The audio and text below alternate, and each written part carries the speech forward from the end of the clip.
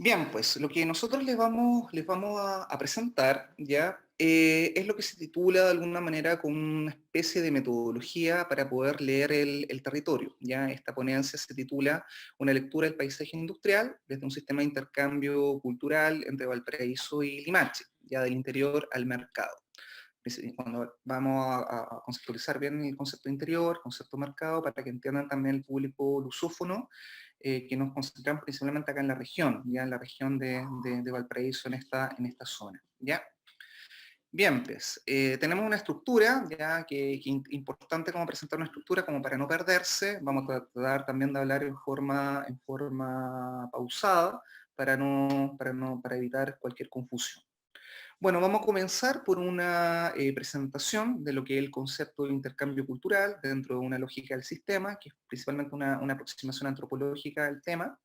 En segundo lugar, vamos a pasar a lo que es concretamente el tema industrial y ver cómo el tren funciona con esta ida y vuelta para poder entender el viaje de Valparaíso a Limache y de Limache a Valparaíso, y cómo en ese ida y vuelta llegamos finalmente a un último punto, que es lo que se conoce como el mercado puerto. ¿Ya?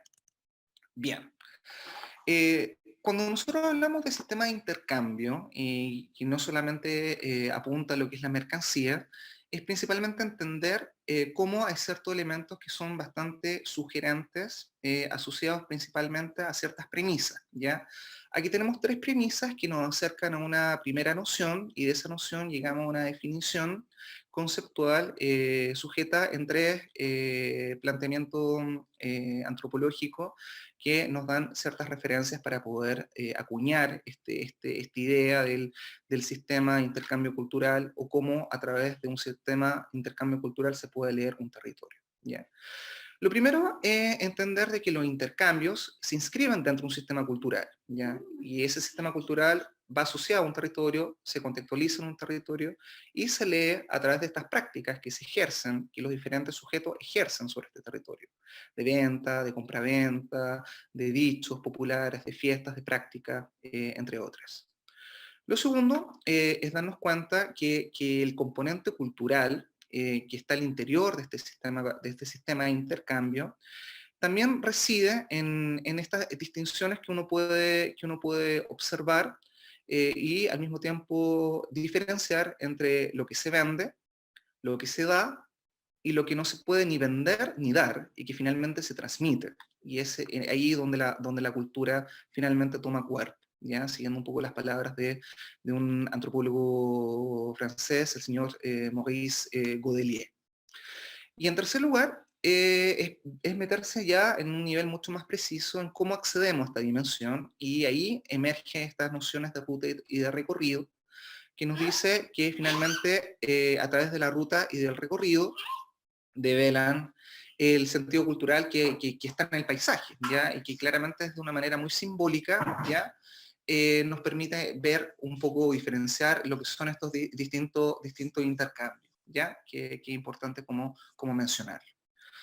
Nos apoyamos de alguna manera en tres referentes, ya que son referentes bastante clásicos. Ustedes pueden ver el primer referente, que es el señor Bronislav Malinowski, ya que para los años 40, junto a un antropólogo mexicano, el señor Julio Lafuente, hicieron un estudio en el Valle de Oaxaca. ¿Ya? Y claramente ese estudio etnográfico estaba relacionado con entender e identificar cómo los distintos productos, sobre todo mercancía, que responden a localidades muy precisas, que van desde México DF, llegando hasta el sur de México, en el estado de Oaxaca, como también lo que está relacionado desde la península de Yucatán, o lo que está relacionado desde el Golfo de Arián, llegan hasta Oaxaca. En el fondo es un valle, esta noción, este concepto de valle.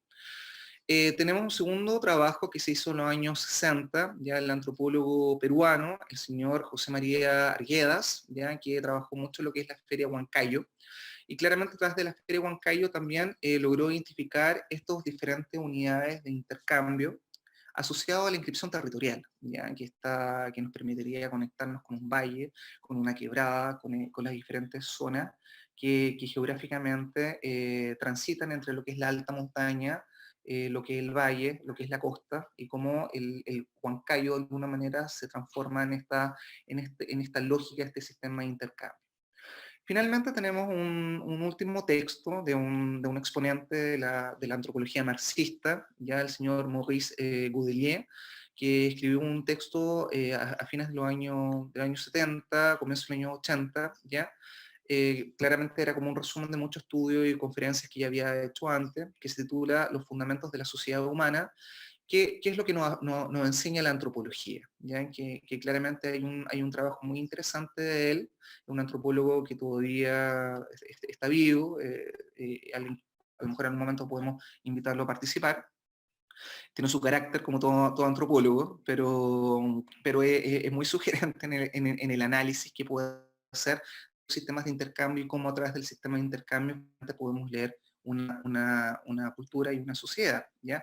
Ahora, la pregunta, para darle el pase a Gonzalo, es entender cómo a través de la lectura que hacemos de un paisaje, y sobre todo desde una posición de lectura cultural de un paisaje, podemos identificar diferentes hitos, diferentes momentos en donde la historia, los archivos, las memorias, nos van dando ciertos pasos y van configurando ciertos capítulos para entender que el paisaje en sí, y territorialmente hablando entre Valparaíso y Limache, es un texto que tiene muchos capítulos.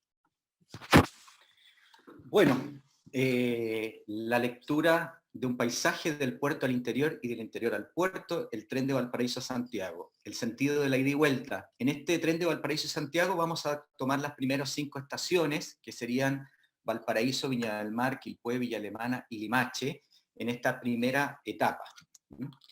¿Por qué Valparaíso? Este es un mapa de 1868 norteamericano que muestra las principales rutas y la industria productiva en esa época, en plena revolución industrial, donde Valparaíso es parte fundamental de esas rutas. Probablemente si viéramos un mapa hoy en día de los principales movimientos, ¿no es cierto?, de la globalización actual, Valparaíso no aparecería, ¿no es cierto?, en estas rutas. Por tanto, toda esta concepción de lo que es lo que vamos a explicar respecto a Valparaíso, el ferrocarril y ciertas cuestiones que tienen que ver con este paisaje industrial, están relacionados con un momento específico que es la posición y la localización de Valparaíso en un momento histórico de la revolución industrial. Esta es una fotografía de 1870, ¿no es cierto?, de la calle Esmeralda en Valparaíso, que podría más o menos uno explicar qué condiciones, ¿no es cierto?, la ciudad se estaba desarrollando en este momento de plena revolución industrial. ¿Y Valparaíso por qué? Porque Valparaíso es puerto y es un enclave, es una puerta para acceder a Chile. Pero es un enclave porque es un puerto del océano más grande del mundo, que es el Océano Pacífico, y tiene en su respaldo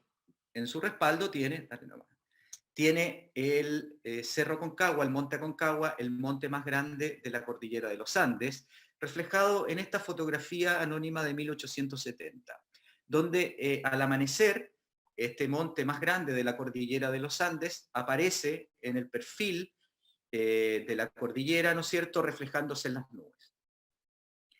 Es un fenómeno que está presente en el tiempo y está presente en el imaginario de todos quienes habitamos esta zona, ¿no?, donde aparece el ancho completo del territorio nacional de Chile, desde el océano a la cordillera. Alberto Cruz dice, ¿por qué no abandonar a Valparaíso precisamente en este momento de crisis, de letargo? Por esto, 1550 a 1950. Durante 4 siglos Valparaíso en los cerros y el hombre, no los cerros siempre enemigos del agua y del hombre como en todo Chile, que en el fondo de algunos valles viven los hombres, no como los cerros en la Edad Media, para defenderse de otros hombres, siempre signos de enemistad. No, los cerros en Valparaíso signo de amistad, durante 4 siglos el hombre haciendo en ellas su vivienda, durante 4 siglos defendiéndose invierno tras invierno de las aguas cuesta abajo que lo inundan todo, y durante 4 siglos se goza con esto, y no se le considera ni un mal, ni hay que apurarse en buscarle remedio. Entonces, esta condición de el habitar lo abrupto del territorio en esta ciudad estrangulada por el mar y los cerros. Hitos del ferrocarril. 1842, William Wheelwright presenta el proyecto al Congreso Nacional. 1852, inicio de las obras en Valparaíso. 1855, llegada del tren a Viña del Mar. 1856, llegada del tren a Limache. 1863, Valparaíso y Santiago quedan unidos por la línea férrea. 1876 se inaugura la estación Puerto y 1922 se inicia la construcción del mercado. Este es el fragmento de toda la línea férrea que une los 120 kilómetros entre Valparaíso y Santiago, y es el primer tramo, ¿no es cierto?, que estamos identificando en este mapa del ferrocarril de Valparaíso de 1863. Esto genera una conurbación de 42 kilómetros que va desde la costa hasta la cordillera de la costa, que es desde Valparaíso a Limache, y en esos 42 kilómetros, ¿no es cierto?, se establece la línea férrea, la vía férrea, que es este primer tramo, generando este paisaje cultural, natural, que además va generando cuestiones bastante comunes en términos de cosas culturales y paisajísticas. La estación 1, Valparaíso, el paisaje industrial heroico. Bueno, como decía, esto es una ciudad que está estrangulada entre el mar y los cerros, por lo tanto tiene muy poco espacio. Lo poco que se ha ganado ha sido sacándole terreno a los cerros y acercándose hacia el mar para tener algún tipo de espacio donde generar la vida en el sector plano. Por eso la vida de los barrios y la vida más urbana de los habitantes se ha desarrollado en la pendiente, luchando contra la pendiente. Aquí hay una foto de 1860 aproximadamente, en esta cosa de la construcción, ¿no es cierto?, de la plataforma que le gana terreno al mar y que está rompiendo la roca para generar el espacio. En el Congreso de Santiago, los congresistas se preguntaban por qué se demoran tanto en hacer estas obras, cómo puede ser tan complicado. Bueno, los congresistas de Santiago solamente estaban acostumbrados a su condición agrícola, ¿no?, de hacer surcos en la tierra, y no sabían muy bien de qué se trataban todos estos movimientos hidráulicos. Estación 2, Viña del Mar, el paisaje industrial y el balneario. Aparece Viña del Mar, ¿no es cierto?, su primera estación, y aparece un componente que es una nueva vida, que es la vida del ocio y el balneario. Una nueva postura, ¿no es cierto?, de recostarse en la playa y en la arena con el sonido del mar. Esto genera, ¿no es cierto?, una dimensión y una primera migración importante, ¿no es cierto?, de las clases altas de la ciudad, buscando, ¿no es cierto?, estos nuevos espacios en esta ciudad tan estrecha y apretada y tan puesta, ¿no es cierto?, en esta condición de efervescencia industrial y productiva. Aquí tenemos también una fotografía interesante en Recreo, donde se desarrollan los baños de mar.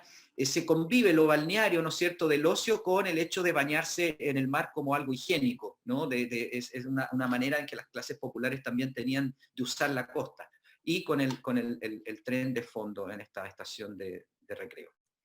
Aquí una fotografía de la primera industria, ¿no es cierto?, que vamos a tomar, que es la industria de refinería de azúcar de Viña del Mar, una foto de 1887, con la mano de obra infantil. Entonces Viña del Mar mezcla, ¿no es cierto?, fantásticamente esta cosa del ocio, de la playa, esta burguesía, ¿no es cierto?, que había hecho mucho dinero, junto a estas formas de explotación particulares de mano de obra infantil en la refinería de azúcar. Aquí tenemos una foto fantástica del sector de Salinas, cuando se construían los bloques para el molo de Abrigo en 1902. Todo este sector, ¿no es cierto?, que hoy día está transformado en una cosa completamente distinta, que es esto, ¿no es cierto?, donde solamente queda la expresión de ese muelle, y bueno, cuando uno era chico veía algunas líneas férreas que pasaban por los orientes, pero ya ahora está transformado en esta condición del turismo de costa. La estación 3, Quilpué, el paisaje industrial, el sol y la salud. La ciudad de Quilpué, al ser el valle interior, tiene un sol particular. Es una ciudad que históricamente, desde los pueblos aborígenes, tiene una relación con la salud, con mejorarse. Ahí llegaban las personas que tenían afecciones respiratorias, de tuberculosis, ¿no es cierto?, por el clima favorable que esto tenía. Y como el sol es bueno para las personas, también era bueno para otras cosas, en una vida entre una pequeña ciudad y el campo, y aparece, ¿no es cierto?, la industria de fábrica de pastas Carosi, porque este sol y este clima era muy bueno para el secado de pastas que se traslada de Valparaíso a Quilpué. La estación 4 de Villa Alemana, paisaje industrial, la agricultura y los molinos. Aquí tenemos la estación de Villa Alemana, muy precaria, ¿no es cierto?, en las primeras épocas del ferrocarril. Y estos son los molinos, ¿no es cierto?, que inundaron, se cree que llegaron más de 300 molinos que se constituyeron por personas que empezaron a ocupar, ¿no es cierto?, que empezaron a migrar un poco de la costa hacia el interior, generando una producción agrícola. Esta es una tradición italiana fundamentalmente, ¿no es cierto?, que se desarrolló con el proceso de los molinos de viento. La estación 5 de Limache, el paisaje industrial, el valle interior y la cordillera de la costa. Aquí está la estación de Limache, los exteriores de la estación de Limache, y ya estamos en San Francisco de Limache, que es una urbanización hecha por un urbanista español, valenciano, Francisco Caruana, que tiene cuestiones bastante interesantes que ya mostraré. Aquí están las viviendas anteriores a la llegada del tren. Estas eran, digamos, las características propias de las viviendas. Se ve el Cerro La Campana al fondo, ¿no es cierto?, una foto fantástica, con la palma chilena ahí. Y digamos, es la urbanización de Caruana en San Francisco de Limache, con esta arborización y con una urbanización que era una especie de por así, una simulación de lo campestre, pero con un alto nivel de urbanización relacionado con el tren. Este es el plano de la urbanización, la avenida Urmeneta, que llega a la estación, pasando por esa plaza hexagonal única en Chile, de lo cual hoy día queda solo la mitad, porque el resto de la mitad de la plaza fue enajenada. Esto es sospechoso en todo caso una plaza que tenga 5 lados, ¿no? 6. 6 lados, perdón. 6 lados, Ya, claro. sí. Era como bastante extraño para los habitantes del país, ¿no?, acostumbrados a la plaza cuadrada. Aldamero también. Esta es la Compañía de Cervecerías Unidas de Limache, ¿no es cierto? Una foto de todo esto, todas estas industrias, la Kraft, Carosi, la CSU y todas las industrias de Valparaíso ya no existen, por supuesto. Por eso fue tan interesante también cómo esta primera, la exposición de Pablo, ¿no es cierto?, cómo nos dio este contexto de cómo fueron desapareciendo todas las industrias productivas que existían y que fueron quedando en estos edificios solamente como rastros, ¿no es cierto?, de un pasado puesto en una condición global. Y en esta situación geográfica, ¿no es cierto?, de lo que es el paisaje de Limache, llegamos a la última etapa, que es la foto que les voy a mostrar ahora, que es una foto interesante que la vengo siguiendo hace bastante tiempo en internet. Ahora apareció con una calidad mejor, parece que es de Jacqueline y Javier, y es esta persona, que supongo que es Jacqueline, que está en la cumbre del Cerro La Campana, a 1830 metros sobre el nivel del mar, y que mira como si desde Atenas miráramos el Pireo al fondo en una distancia de 40 kilómetros. Miramos de nuevo al puerto y caemos al mercado puerto. Muchas gracias, Gonzalo. Bueno, como ustedes verán, esta idea de leer el paisaje desde una lógica cultural es también remitirse a la historia y, en este caso, el ferrocarril, el que nos ayuda como un conector, una construcción industrial que ha sido contextualizada históricamente por Gonzalo. Y nos hacemos la pregunta, ¿dónde llega el tren? ¿Qué es lo que de Limache llega al puerto a través del tren? Entonces, claramente esta idea de presentar como último capítulo el mercado puerto es situarnos en esa lógica y sobre todo presentar a uno de los informantes con los que he estado trabajando bastantes años, que me ha dado muchas pistas, muchas conexiones relacionadas principalmente con esta forma de leer el mercado puerto, ¿ya? Y con esto estaríamos como terminando como último punto, ¿ya?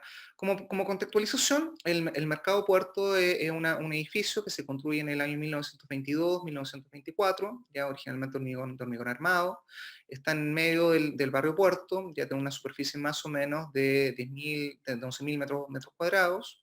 La construcción se compone de 4 pisos, más un subterráneo y una terraza. Ya como ustedes pueden ver aquí el desglose de los pisos, originalmente en el primer piso tenemos fruta y verdura, en el subterráneo también, ahí me faltó esa parte de mencionar. En el segundo piso tenemos marisquerías, pescaderías, restaurantes, lo que son las pensiones. En el tercer piso, carnicería de equino, vacuno, el equino, que es un estudio muy interesante de Chile sería a través de la carne, por ejemplo, cómo a través de la carne o del consumo de carne se puede hacer una historia de este país. Y el cuarto piso, un taller de fabricación de escobas, ya que en algún momento fue también como una fabricación de galletas, se turnó un poco entre galletas y escoba, algo muy curioso por lo demás, ¿ya? En unas actas municipales, ya encontradas en el archivo de la Municipalidad del Paraíso, encontré esta cita, ya que se las presento, que nos habla de lo siguiente. Hemos considerado de mucho interés dotar a la ciudad de un mercado para la venta de artículos de consumo ordinario. Y para llenar esta necesidad, la Dirección de Obras Municipales confeccionó los planos de un nuevo edificio en el terreno del actual. Es decir, ya había un mercado antes del mercado puerto que nosotros conocemos hoy en día. A la fecha, la obra está contratada, encontrándose en ejecución las fundaciones del edificio. La obra gruesa de esta construcción importa aproximadamente 800.000 pesos y estará terminada en el mes de octubre próximo.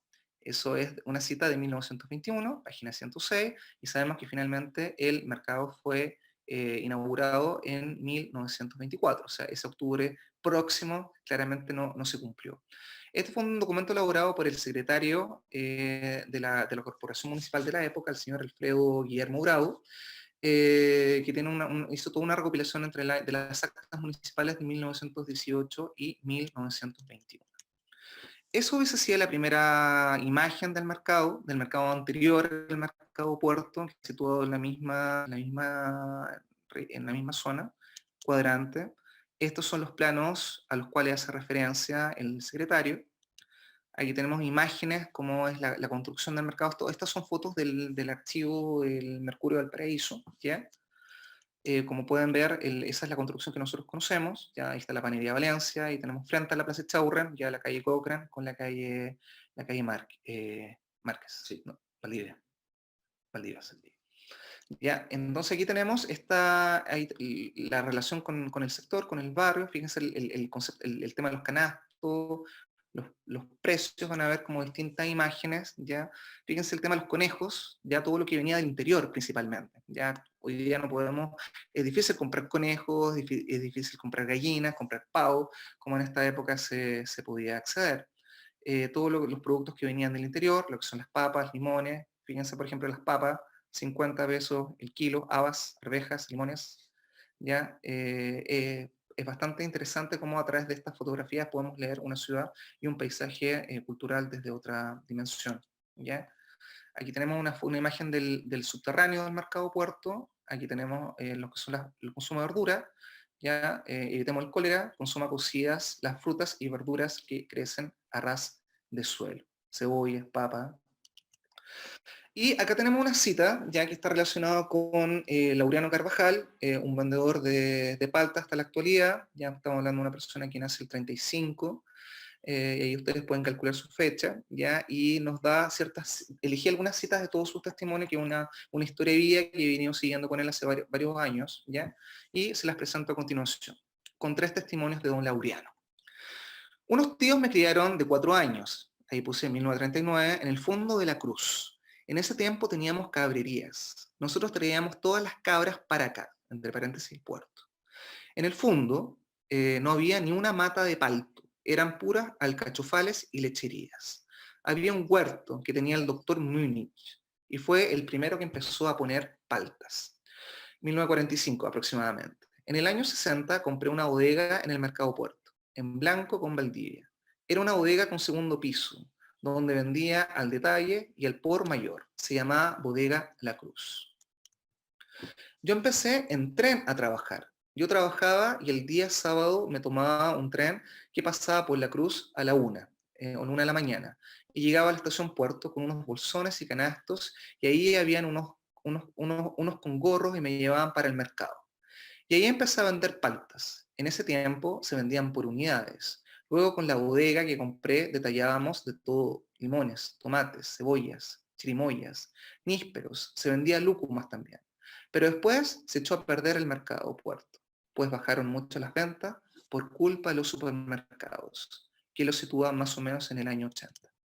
Mi comadre Tila, que era, todos se tratan de comadre, compadre, que una relación familiar, un rapport familiar, Trabajaba en la calle Valdivia y vendía sandías al por mayor. Era muy buena gente y traían camionadas de sandía. En esa época, otros comerciantes me compraban a mí. Yo fui el primero que empezó a traer paltas en grandes cantidades al mercado, hasta 2 camiones a veces. Trabajé hasta el año 85 en el mercado Puerto. Claramente cuadra con el terremoto del año 85 que afectó mucho la estructura del mercado, sobre todo el tercer piso, donde estaban las carnicerías de Equino y Vacuno. Aquí tenemos las imágenes de lo que son las sandías a las cuales hace referencia Laureano. Este espacio de fiesta familiar, donde se celebraban cumpleaños, bautizos, todo dentro de un espacio bien sacro, como se mencionaba en su conexión también con esa imagen que tiene frente a la iglesia de la matriz, ¿ya? Que observa el mercado. Estos son los canastos, los niños que sobre sus cabezas llevaban canastos con limones, con papas, con fruta, y que claramente desde el mercado proveían a los vecinos de estos productos que venían del interior, ¿ya? Esta es la estructura del mercado ya abandonado. Estas fotos corresponden a una foto que logré como pedir permiso para entrar a sacar fotografía el año 2015, antes de que empezaran los trabajos de restauración. Ya como ustedes pueden ver este espacio abandonado ya, pero todavía se ve esta estructura con esta escalera, que es como si la calle entrara al mercado, como que subiera, y claramente hay una conexión muy interesante con lo que es la ciudad, ¿ya? Todavía podemos encontrar muchos documentos que dan cuenta de cómo eran las prácticas culturales en tal época. Ya podemos, por ejemplo, hacer referencia a la estrella de Valparaíso, cuando la estrella era la estrella, y nos da una descripción bastante interesante, como ustedes pueden ver en esta nota final. Carnicería 60, Mercado del Puerto, ¿qué es lo que ofrece? Cordero lechón, cabrito lechón. Y ahí ustedes pueden seguir el desglose observando cómo nos alimentábamos en otros tiempos.